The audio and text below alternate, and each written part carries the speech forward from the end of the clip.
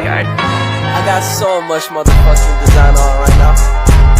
Bring it down, bring it back, make it clap. I got 3 old thoughts, new block, wear that thing. Bitches on my line, and you know. Assalamualaikum warahmatullahi wabarakatuh. Saya Aisyah Melia Muhammad. Saya Ibu Fitri. Di sini kami ingin mempresentasikan mengenai analisis laporan GRI pada PT Indofood Sukses Makmur Tbk. Profil perusahaan PT Indofood Sukses Makmur Tbk merupakan sebuah perusahaan total food solution dengan kegiatan operasional yang mencakup seluruh tahapan proses produksi makanan, mulai dari produksi dan pengolahan bahan baku hingga menjadi produk akhir yang tersedia di pasar. Indofood dikenal sebagai perusahaan yang mapan dan terkemuka di berbagai kategori bisnisnya. Perusahaan ini didirikan pada tanggal 14 Agustus 1990 sebagai PT Panganjaya Inti Kusuma, kemudian pada tanggal 5 Februari 1994 berganti nama menjadi Indofood Sukses Makmur. Indofood menjadi perusahaan publik dan mencatatkan sahamnya di Bursa Efek Indonesia pada tahun 1994. Struktur pemegang saham Indofood terdiri atas 57,07% jumlah kepemilikan oleh First Pacific Investment Management Limited dan 49,93% merupakan jumlah kepemilikan oleh publik dengan kepemilikan saham di bawah 5%. Visinya, produsen barang-barang konsumsi yang terkemuka, lalu nilai dengan disiplin sebagai falsafah hidup, kamu menjalankan usaha kamu dengan menjunjung tinggi integritas, kami menghargai seluruh pemangku kepentingan dan secara bersama-sama membangun kesatuan untuk mencapai keunggulan dan inovasi yang berkelanjutan. Misi, senantiasa melakukan inovasi fokus pada kebutuhan pelanggan, menawarkan merek-merek unggulan dengan kinerja yang tidak tertandingi, menyediakan produk berkualitas yang merupakan pilihan pelanggan, senantiasa meningkatkan kompetensi karyawan, proses produksi dan teknologi kami, memberikan kontribusi bagi kesejahteraan masyarakat dan lingkungan secara berkelanjutan, meningkatkan stakeholders value secara berkesinambungan. Selanjutnya, struktur dan komposisi tata kelola. Struktur tata kelola yang kuat serta peran dan tanggung jawab yang jelas dari masing-masing pihak sangat diperlukan guna mengimplementasikan praktik bisnis berkelanjutan yang efektif. Struktur tata kelola keberlanjutan Indofood mencakup keperwakilan dari 4 kelompok usaha strategis sehingga mampu mendorong pengelolaan keberlanjutan yang terintegrasi dan konsisten di Indofood dan anak perusahaannya. Selanjutnya, GRI 203-2 yaitu dampak ekonomi tidak langsung yang signifikan. Indofood telah menciptakan sebuah model bisnis yang inklusif dengan mengintegrasikan para pemasok, mitra, dan UMKM di hulu dan hilir dalam kegiatan operasional kami. Di hulu, kami membangun kemitraan jangka panjang dengan para petani guna menjamin pasokan bahan baku yang berkelanjutan seperti minyak sawit, kentang, cabai segar, singkong, gula kelapa, dan susu segar. Sementara di hilir, kami bermitra dengan pengusaha kecil melalui program Warmindo dan keanggotaan BMC. Kemitraan dengan para pemasok dan peritel ini telah menciptakan dampak ekonomi tidak langsung yang berarti bagi para mitra kami serta masyarakat di sepanjang rantai nilai Indofood. Tercatat sebanyak lebih dari 68.000 pengusaha Warmindo dan tidak kurang dari 73.000 petani, termasuk petani plasma, telah menjadi bagian dari komunitas rantai nilai kami, serta lebih dari 52.000 anggota BMC yang memperoleh pendapatan mulai dari jutaan hingga miliaran rupiah per tahun. Selanjutnya, GRI 204-1 yaitu proporsi pengeluaran untuk pemasok lokal. Kami telah membangun kemitraan yang berkelanjutan dan saling menguntungkan dengan para petani lokal guna memastikan ketersediaan pasokan bahan baku untuk kegiatan produksi. Pasokan cabai segar, singkong, dan gula kelapa kami 100% bersumber dari mitra petani lokal. Dan sebagian besar pasokan kentang kami juga bersumber dari mitra petani lokal. Sebagai bagian dari strategi nasional untuk mengurangi ketergantungan pada susu impor, saat ini Divisi Dairy dari Grup CBP bekerja sama dengan lebih dari 15.000 peternak sapi di 17 koperasi dan 2 peternak besar untuk meningkatkan pasokan susu segar domestik. Program ini dimulai sejak tahun 2013, diawali dengan penyediaan lebih dari 300 ekor sapi perah pada anggota koperasi, dan pada tahun 2022 keanggotaan program ini telah mencapai lebih dari 560 peternak di 12 koperasi yang mengelola populasi sapi yang lebih dari 1.180 ekor sapi. Yang selanjutnya adalah GRI 302-1, yaitu konsumsi energi dalam organisasi, dan 302-3, intensitas energi. Konsumsi energi di Indofood telah mencapai 17,2 gigajoules pada tahun 2022. Sebanyak 67,7% penggunaan energi Indofood bersumber dari energi terbarukan seperti serat tebu, cangkang, dan serat kelapa sawit. Lalu selanjutnya 302-4, yaitu pengurangan konsumsi energi, dan 302-5, yaitu pengurangan pada energi yang dibutuhkan pada produk dan jasa. Implementasi ENMS terus kami lakukan, serta penerapan ISO 50001 berhasil menurunkan intensitas energi sebesar 3,1% pada tahun 2022 dibandingkan dengan tahun 2018. Namun pada intensitas energi di tahun 2022 sedikit mengalami peningkatan dibandingkan dengan tahun 2021 karena adanya sedikit penurunan produksi di beberapa unit operasional. Kami berupaya menerapkan praktik terbaik efisiensi energi secara maksimal di seluruh unit operasional kami. Perhatian utama kami terfokus pada penerapan optimasi sistem uap pada boiler, karena sebagian besar energi yang digunakan dalam bentuk thermal. Pengurangan konsumsi energi dan air telah tercapai melalui pengendalian oksigen yang ketat pada proses pembakaran di boiler serta menggunakan kembali air kondensat dari uap. Selanjutnya GRI 303, yaitu pengelolaan air. Akses terhadap pasokan air yang bersih, aman, dan layak merupakan hak asasi manusia yang sangat dasar. Oleh karenanya, Indofood berkomitmen untuk memanfaatkan air secara efisien serta bertanggung jawab terhadap dampak yang timbul terhadap sumber daya air, khususnya di daerah yang mengalami kelangkaan air. Air merupakan sumber daya utama dalam kegiatan operasional kami, dan kami melakukan upaya terbaik dalam melakukan rehabilitasi dan konservasi ekosistem air melalui pelibatan pemangku kepentingan. Selaras dengan upaya kami untuk senantiasa meningkatkan pengelolaan air dan mengurangi resiko kelangkaan air, kami telah mulai menerapkan sebuah program efisiensi air yang terintegrasi guna mereplikasi dan memperluas dampak inisiatif penghematan air dan upaya dari konservasi air di unit-unit operasional.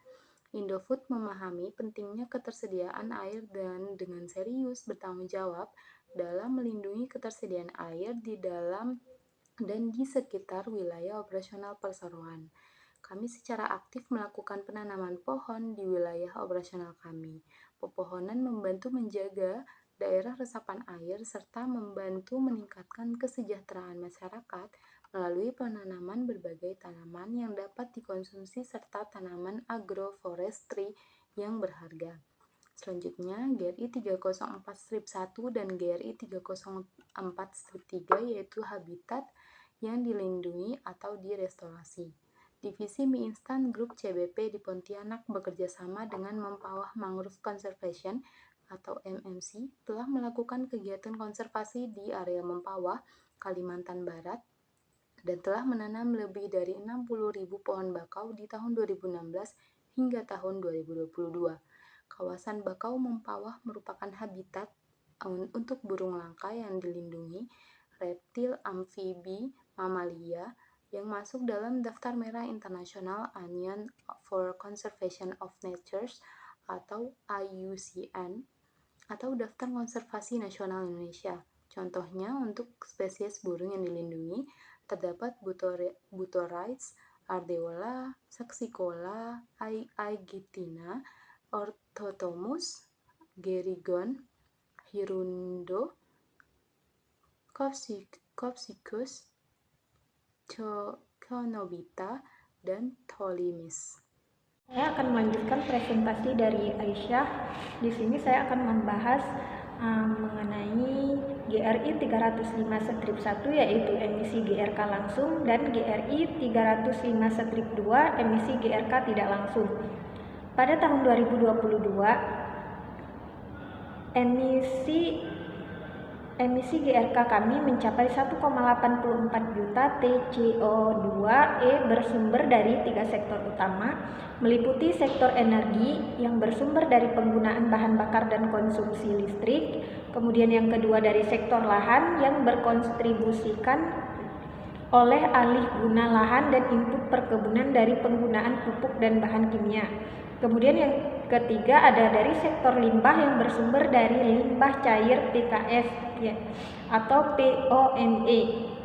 Kemudian di slide selanjutnya ada GRI 305/4 intensitas emisi GRK dan GRI 305/5 pengurangan emisi GRK.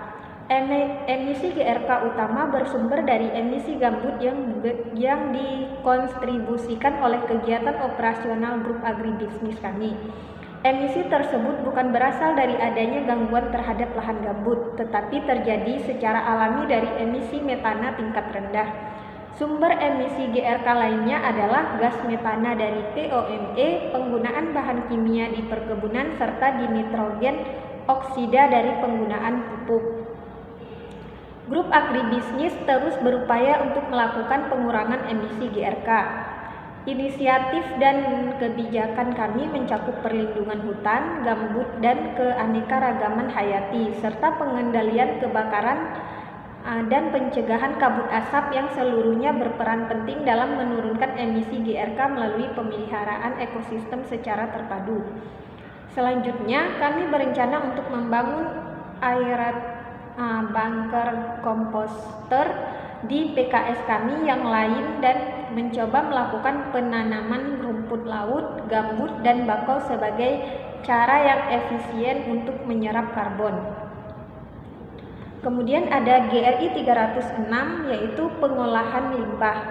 Indofood berkomitmen untuk mengelola semua limbahnya secara bertanggung jawab. Sebagai salah satu produsen produk konsumen terbesar di Indonesia, penting bagi kami untuk mengambil langkah dalam upaya meminimalisir dampak negatif terhadap lingkungan dan masyarakat. Indofood juga berkomitmen untuk mengelola dan mengurangi limbah sesuai dengan semua ketentuan dan peraturan yang berlaku. Limbah B3 di Indofood dikelola secara ketat sesuai dengan peraturan yang berlaku. Limbah B3 yang dihasilkan oleh unit operasional dikumpulkan dan disimpan pada tempat penyimpanan sementara yang berizin sebelum diangkut oleh pihak ketiga yang berizin untuk proses selanjutnya. Pada tahun 2022, Indofood menghasilkan 68.000 ton limbah B3. Adapun intensitas limbah B3 tercatat mengalami penurunan sebesar 4,7% dibandingkan dengan tahun acuan 2018. Selanjutnya GRI 401/1 yaitu perekrutan karyawan baru dan pergantian karyawan. GRI 401/2 tunjangan dan kesejahteraan bagi karyawan, dan GRI 401/3 cuti melahirkan.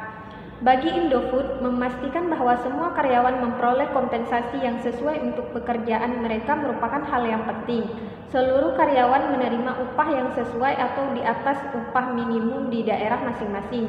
Karyawan juga menerima berbagai tunjangan tambahan berupa uang transportasi, makan, jaminan sosial, dan asuransi kesehatan. Bentuk dukungan lainnya termasuk rekreasi karyawan, tempat ibadah, cuti karena alasan kedukaan, fasilitas olahraga, koperasi karyawan, serta program beasiswa untuk anak karyawan.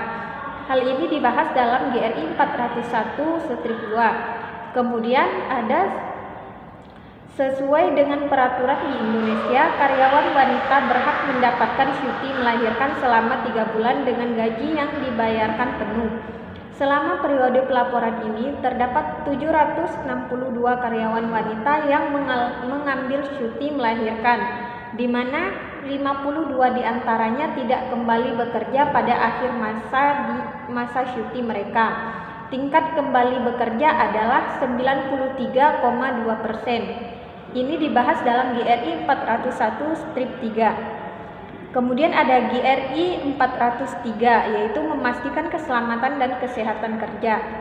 Sebanyak 96 unit operasional grup Indofood telah tersertifikasi SMK 3. Untuk memenuhi persyaratan beberapa pasar tujuan ekspor, 16 unit operasional kami juga telah tersertifikasi ISO 45001 yang merupakan standar internasional untuk K3.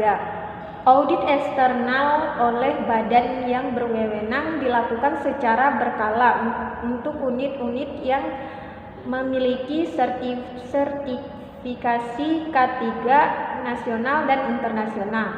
Pada tahun 2022 tidak ditemukan adanya ketidakpatuhan terhadap K3.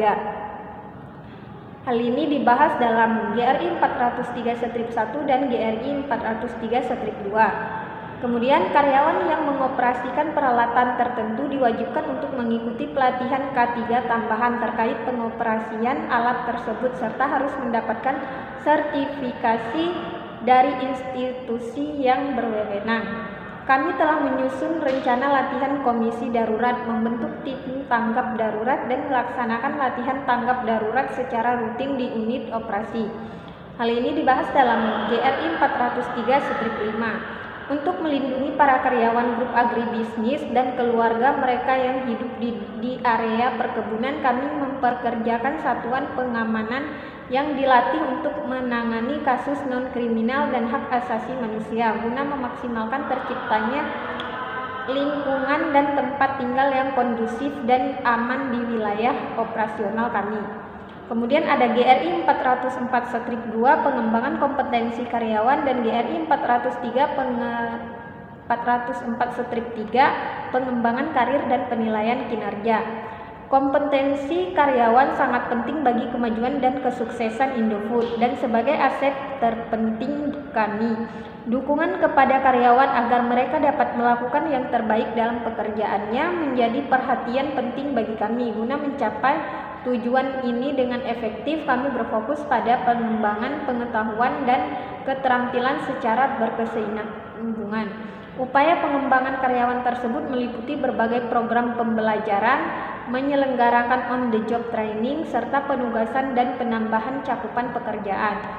Indofood mendengarkan aspirasi karyawan, memberikan umpan balik tentang kinerja, dan memberi mereka platform untuk pengembangan karir. Upaya ini mendorong retensi dan memberikan motivasi bagi karyawan potensial, serta memaksimalkan potensi karyawan untuk melakukan yang terbaik. Kemudian ada GRI 406 strip 1 yaitu insiden diskriminasi dan tindakan perbaikan yang dilakukan. Kemudian GRI 407 strip 1 operasi dan pemasok di mana hak atas kebebasan berserikat dan perundingan kolektif mungkin beresiko. Dan yang terakhir GRI 408 strip 1 operasi dan pemasok yang berisiko signifikan terhadap insiden pekerja anak. Indofood mendukung kesetaraan peluang dan keragaman di tempat kerja. Pekerjaan, peluang karir, dan remunerasi diberikan berdasarkan kompetensi dan pengalaman tanpa memandang ras, agama, jenis kelamin, ataupun karakteristik individu lainnya. Prinsip ini juga diterapkan dalam proses penerimaan karyawan yang penilaian perekrutan, begitupun dalam talent management dan pengembangan karyawan. Indofood menjamin menghormati dan melindungi kebebasan karyawan untuk bergabung dengan serikat pekerja pilihan mereka. Kebijakan kami tentang kebebasan berserikat tertuang dalam peraturan perusahaan terkait praktik ketenagakerjaan, dan kami telah membentuk masing-masing lembaga kerja dan lembaga kerjasama bipartit di setiap unit operasional yang terdiri dari perwakilan serikat pekerja masing-masing unit dan perwakilan perseroan.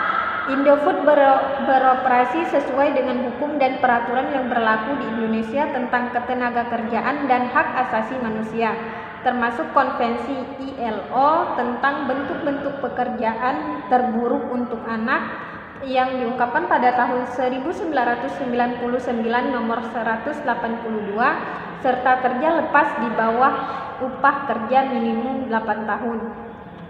Kerja lepas di bawah usia kerja minimum 18 tahun. GRI 416 strip 1 penilaian dampak kesehatan dan keselamatan dari berbagai kategori produk dan jasa. GRI 417 strip 1 persyaratan untuk pelabelan dan informasi produk dan jasa. Pelatihan secara berkala diberikan kepada para anggota tim kami untuk melengkapi mereka dengan panduan dan pengetahuan yang diperlukan guna memastikan bahwa praktik keamanan pangan dan standar kebersihan dapat terus dipertahankan secara efektif. Audit internal dan eksternal tahunan dilaksanakan untuk memastikan konsistensi penerapan keamanan pangan dengan semua temuan audit telah ditindaklanjuti dalam kurun waktu yang disetujui. Setiap fasilitas produksi kami juga didukung oleh anggota tim laboratorium berpengalaman yang bertanggung jawab melakukan pengujian keamanan pangan dan mutu secara berkala. Seluruh produk kami memiliki label yang secara jelas memberikan informasi penting tentang komposisi produk, tanggal kadaluarsa, lokasi produksi, dan informasi kontak layanan konsumen. Label produk kami juga menampilkan informasi kandungan gizi termasuk persen angka kecukupan gizi, takaran saji, beserta rekomendasi jumlah sajian perkemasan yang bertujuan untuk mengedukasi konsumen agar menyesuaikan porsi mereka saat mengonsumsi produk kami. Di tahun 2022, 100% label produk kami telah melalui penilaian BPOM dan semuanya telah mematuhi peraturan.